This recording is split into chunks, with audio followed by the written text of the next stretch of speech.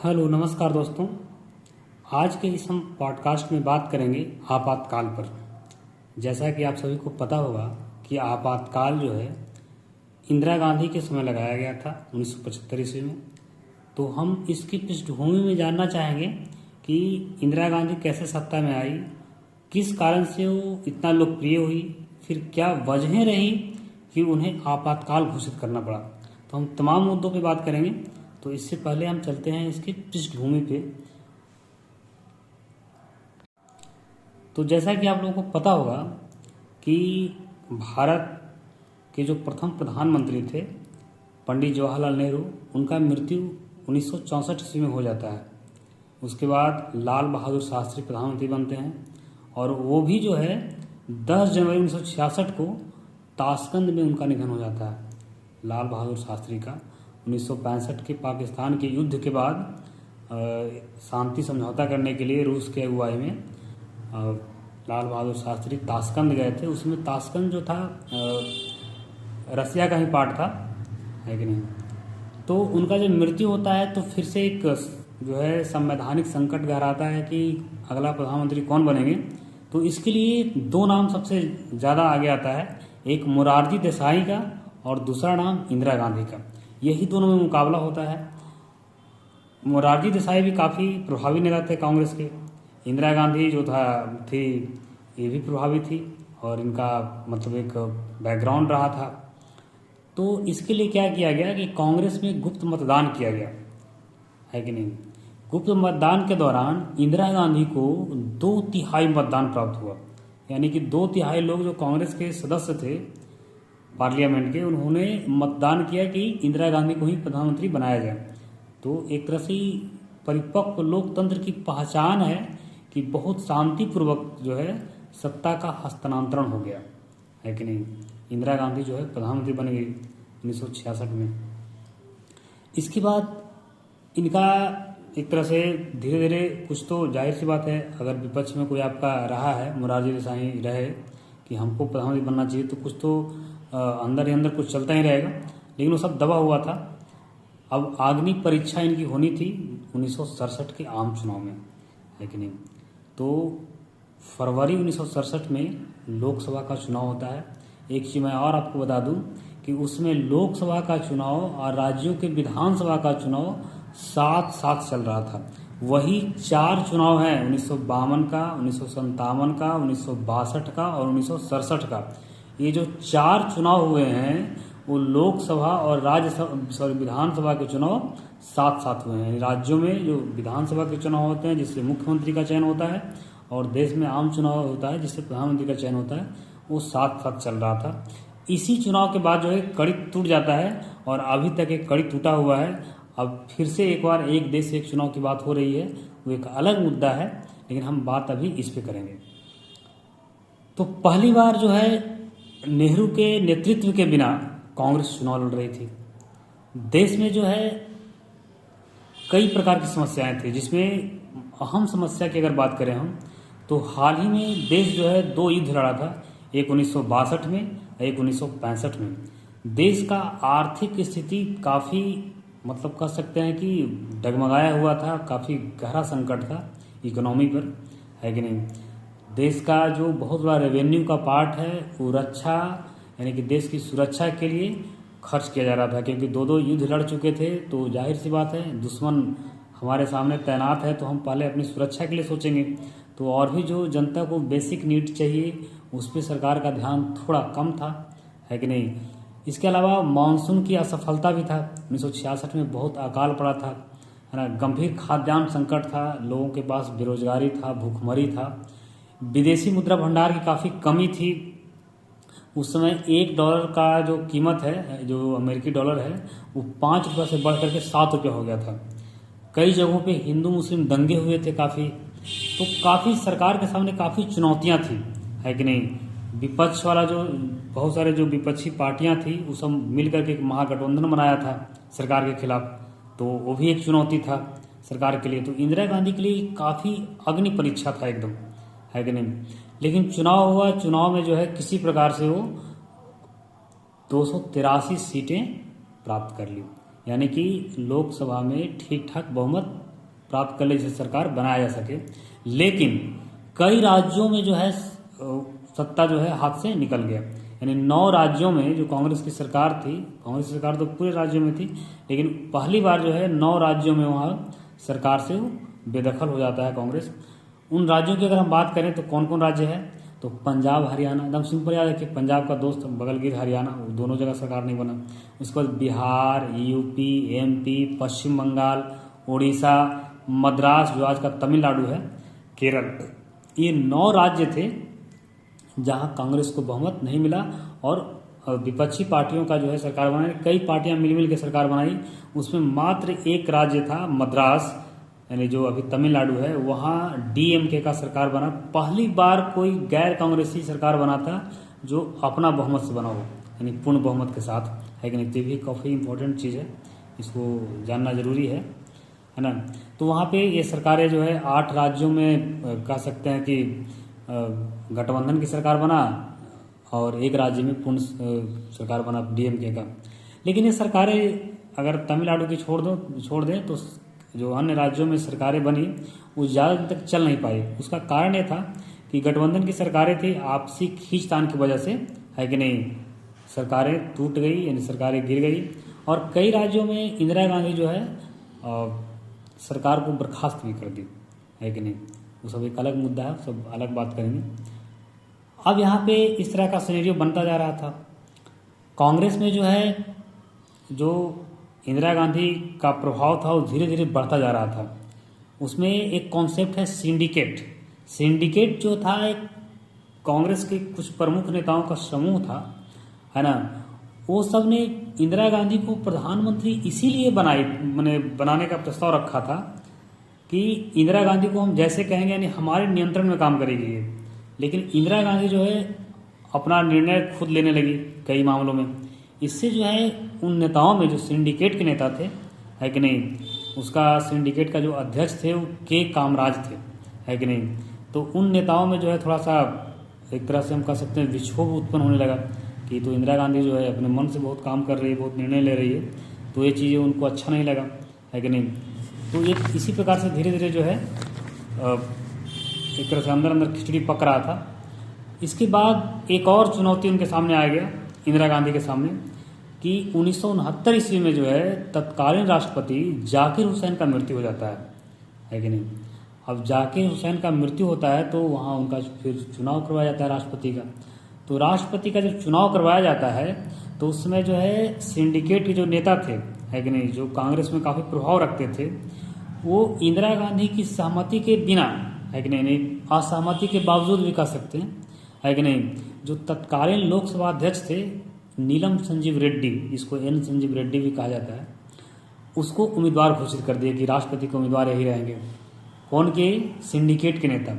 इंदिरा गांधी ऐसा नहीं चाह रही थी, इंदिरा गांधी कोई पसंद नहीं था, इंदिरा गांधी से कुछ अनबन में चलता था लोकसभा अध्यक्ष से, मतलब विचार मिलता नहीं था। अब जो है इंदिरा गांधी क्या की, जो उपराष्ट्रपति थे बीवी गिरी, उनको जो है बोले कि आप अंदर ही अंदर, खुलेआम नहीं, अंदर ही अंदर बोले कि आप भी जो है स्वतंत्र उम्मीदवार के रूप में आप भी खड़ा हो जाइए। राष्ट्रपति के रूप में जो है वो भी खड़ा हो गए, बीवी गिरी। अब इंदिरा गांधी घोषणा की कि जो भी सांसद लोग हैं, विधायक लोग हैं, एमएलए लोग हैं, वो अपनी अंतरात्मा के आवाज़ के आधार पर वोट करें, है कि नहीं। और इस तरह की बातें जब किए तो जो चुनाव हुआ, यानी कि चुनाव में कांग्रेस ही एक तरह से कांग्रेस का विभाजन हो गया, आंतरिक विभाजन हो गया, है कि नहीं। अभी विभाजन स्पष्ट बाहर नहीं आया है, लेकिन आंतरिक विभाजन हो चुका है। और इंदिरा गांधी का प्रभाव कुछ मामलों में इसलिए बढ़ रहा था कि इसे घोषणा की थी चुनाव के दौरान उन्होंने कि हम प्रीवी पर्स खत्म कर देंगे, समाप्त कर देंगे। बैंकों का राष्ट्रीयकरण की बात चल रहा था, यानी समाजवादी विचारधारा को प्रमोट कर रही थी। तो इसलिए भी थोड़ा सा ये जो नेताओं के बीच में जो थोड़ा लोकप्रिय थी, है कि नहीं। अब यहाँ पे जब चुनाव हुआ राष्ट्रपति का, तो उसमें जो है जो इंदिरा गांधी के उम्मीदवार थे वीवी गिरी, वो जीत गए चुनाव। अब जीते तो एक तरह से कह सकते हैं कि जो सिंडिकेट के नेता थे उनके मतलब एक तरह से उनके अंदर एक बेचैनी बढ़ गया। उन्होंने क्या किया कि उस समय कांग्रेस के अध्यक्ष थे एस निजलिंगप्पा, याद रखिएगा, एस निजलिंगप्पा। इसने क्या किया कि कांग्रेस के जो प्रधानमंत्री यानी कि इंदिरा गांधी को पार्टी से बाहर कर दिया, पार्टी से निष्कासित कर दिया। और उसने मतलब एक तरह से कांग्रेस यहाँ पे जो है दो धड़े में बट गया। एक धड़ा हो गया कांग्रेस ऑर्गेनाइजेशन, जिसको कांग्रेस ओ भी कहते हैं। इसमें जो सिंडिकेट के नेता थे यानी कि पुराने कांग्रेस, इसी को उन्होंने घोषित किया कि पुराना असली कांग्रेस यही है कि नहीं। और जो इंदिरा गांधी की जो के नेतृत्व में जो कांग्रेस पार्टी थी उसको कहा जाता था कांग्रेस आर, यानी कि आर का मतलब यहाँ पे था रिक्यूजनिस्ट, है कि नहीं। तो इंदिरा जो कांग्रेस ओ का नेतृत्व कर रहे थे कौन, इंदिरा गांधी, और कांग्रेस आर का जो था वो सिंडिकेट के नेता नेतृत्व कर रहे थे। अब इस प्रकार से जो है पार्टी का विभाजन हो जाता है वहाँ पे। लेकिन वहाँ पे सरकार जो है कांग्रेस, जो इंदिरा गांधी की सरकार है वो अल्पमत में आ जाती है। लेकिन डीएमके, सीपीआई और कुछ अन्य छोटे छोटे पार्टियों से समर्थन लेकर के सरकार बनी रहती है, सरकार चलती रहती है कि नहीं। इंदिरा गांधी जो है इस दौरान अपना छवि जो है अपने छवि पर एक तरह से समाजवादी परत चढ़ाती है कि नहीं। और 1970 में क्या करती है, 1970 में लोकसभा को भंग करने की सिफारिश करती है, लोकसभा को भंग किया जाता है। और 1971 में आम चुनाव की घोषणा हो जाती है। 1971 में आम चुनाव करवाया जाता है। उसमें बहुत जोर शोर से प्रचार करती है इंदिरा गांधी, गरीबी हटाओ का नारा देती है। ये 5वां लोकसभा चुनाव था, ध्यान रखिएगा, है कि नहीं। तो ये 5वां लोकसभा चुनाव होता है यहाँ पे। अब इसमें चुनाव परिणाम में क्या होता है, जब चुनाव होता है तो चुनाव परिणाम में कांग्रेस का गठबंधन रहता है सीपीआई से। ये दोनों मिल करके 375 सीटें प्राप्त करती है। इतना सीट कभी कांग्रेस प्राप्त ही नहीं किया था, है कि नहीं। अकेले कांग्रेस का 352 सीट, 44% वोट, है कि नहीं। अब इंदिरा गांधी घोषित करती है कि असली कांग्रेस यही है, माना जाता है कि असली कांग्रेस रियल में यही है। इसके बाद जो एक तरह से नहले पे दहला हो जाता है कि मार्च 1971 में बांग्लादेश संकट क्रिएट होता है कि नहीं। हालांकि ये संकट था, इसको नहला पे दहला तो कहना उचित नहीं होगा, लेकिन फिर भी इंदिरा गांधी के लिए एक अवसर लेके आया है। उसकी लोकप्रियता में जो है, उसकी लोकप्रियता में जो है चार चांद लग गया। तो मार्च 1971 में बांग्लादेश संकट होता है। सरकार काफ़ी अपना रणनीति के तहत, है कि नहीं, पाकिस्तान से युद्ध होता है और बांग्लादेश जो है एक राष्ट्र का निर्माण होता है, यानी पाकिस्तान से अलग एक बांग्लादेश राष्ट्र का निर्माण होता है फिर। तो इससे क्या होता है कि इंदिरा गांधी का लोकप्रियता और बढ़ता है कि नहीं। अब जो है हालांकि इससे कई संकट भी होते हैं उत्पन्न। बांग्लादेश संकट के कारण वहाँ से करीब 80 लाख लोग भारत में पलायन करते हैं। अब जाहिर सी बात है, आपके यहाँ 2-4 मेहमान आ जाते हैं घर में तो घर का जो है एक तरह से अस्त व्यस्त हो जाते हैं लोग, पूरा सिस्टम। 80 लाख लोग अगर डायरेक्ट एंट्री करेगा, वो भी जो पूर्वोत्तर बिहार के भारत के जो स्टेट है जो बंगाल से लगता है, खास करके पश्चिम बंगाल, बगल में बिहार है, इन सब राज्यों में काफ़ी जो है एक तरह से रिफ्यूजी जा करके घुस जाते हैं, और भी पूर्वोत्तर के स्टेट में भी। इस दौरान क्या होता है कि पूरी प्रक्रिया में बहुत सारे लोग जब आते हैं तो महंगाई बढ़ता है, बेरोजगारी बढ़ता है। अमेरिका उस समय पाकिस्तान के फेवर में था, तो अमेरिका भारत पर कई पाबंदी भी लगाता है बांग्लादेश युद्ध के कारण, है कि नहीं। कर्मचारियों के वेतन को रोक दिया जाता है। ये सब कुछ कुछ कारण है जो बन रहे हैं किसकी भूमिका, आपातकाल का। ये सब इंदिरा गांधी अपनी भूमिका भी देखिए, ऐसा नहीं इंटेंशन उसमें नहीं था कि हम आपातकाल लगाएंगे, लेकिन इंदिरा गांधी का प्रभाव कैसे कैसे बढ़ रहा है, कैसे वो इतना एक शक्तिशाली नेता के रूप में उभर रही है, इसको समझना बहुत जरूरी है कि नहीं। जब तक इसको नहीं समझेंगे तब तक आपातकाल को नहीं समझ पाइएगा, है ना। तो ये सब समस्याएं चल रही है। उसी दौरान जो है 1974 ईस्वी में, है कि नहीं, बिहार और गुजरात में आंदोलन होता है सरकार के खिलाफ। किन समस्याओं को लेकर के, यही सब समस्याओं को लेकर के, बेरोजगारी, महंगाई, इन सब समस्याओं को लेकर के जब आंदोलन होता है, जैसे खास करके बिहार में जब आंदोलन होता है तो बिहार के जो छात्र लोग थे वो जयप्रकाश नारायण को आमंत्रित करते हैं कि आइए आप जो है इसमें आप सहभागिता निभाइए, हम लोगों को जो है मार्गदर्शन दीजिए। जयप्रकाश नारायण संपूर्ण क्रांति का नारा देते हैं और वो चाहते हैं कि ये आंदोलन सिर्फ बिहार तक सीमित नहीं रहे, ये आंदोलन जो है पूरे राष्ट्र को प्रभावित करे, पूरे राष्ट्र में, क्योंकि समस्या जो थी वो सिर्फ बिहार की नहीं थी, पूरे राष्ट्र की समस्या थी। तो वो जो है एक तरह से आंदोलन बिहार से उठ करके दिल्ली तक पहुंच जाता है कि नहीं। उसमें रेलवे के कर्मचारी भी हड़ताल करते हैं। ये सब कई कारण होते हैं। इसके बाद फिर कुछ न्यायपालिका से भी तनाव होता है इंदिरा गांधी का, खास करके प्रीवी पर्स के मुद्दे पर होता है। इसमें क्या होता है कि 1970 में आगे जब सरकार अल्पमत में थी एक तरह से इंदिरा गांधी, तो उस समय प्रीवी पर्स आगे क्या, इसको समझा दें। प्रीवी पर्स ये है कि जब भारत कई रियासतों में बटा था, जैसे बहुत सारे रियासत थे जिसपे ब्रिटिश सरकार का डायरेक्ट नियंत्रण नहीं था, है कि नहीं, अप्रत्यक्ष नियंत्रण था। तो रियासत जब भारत में विलय हुआ उसका, तो उसको कुछ विशेषाधिकार दिया गया उसको कुछ सरकार के द्वारा जो है पैसा दिया जाता था, कुछ विशेषाधिकार था। तो वही विशेषाधिकार को जो है एक तरह से समाप्त करने की मुहिम चलाया गया, और उसको समाप्त करने की योजना पर जो है सरकार काम कर रही थी कि जो है आर्टिकल जैसे 14 है समानता का अधिकार, तो उसका उल्लंघन हो रहा था कि भाई सभी नागरिक को समान अधिकार है, तो फिर ये प्रीवी पर्स के तहत इसको विशेषाधिकार क्यों मिला हुआ है कि राजा महाराजा के बेटा के या राजा महाराजा को ये नहीं मिलना चाहिए। तो उसी को ख़त्म करने के लिए जो है प्रीवी पर्स को ख़त्म करने के लिए एक बिल लाया गया था, जो लोकसभा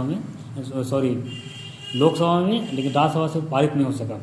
इसके बाद क्या कि इंदिरा गांधी की अध्यादेश के द्वारा जो इसको समाप्त कर दी, प्रीवी पर्स को अध्यादेश के द्वारा समाप्त कर दी, लेकिन सुप्रीम कोर्ट जो है उस अध्यादेश को ही निरस्त कर दिया।